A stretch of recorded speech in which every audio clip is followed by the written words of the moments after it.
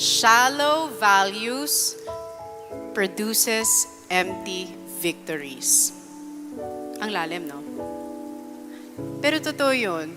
Kapag mali yung reason and foundation ng ginagawa mo, when you reach that pinnacle of success, you will always feel the emptiness and that void that nothing or nobody can ever fulfill, because God was not the center and the foundation of that dream that you built. You may reach the pinnacle of success and everything, but while you're on top, you will always feel unhappy, you will feel unfulfilled, you will feel empty, and parang there's no reason why it's all happening.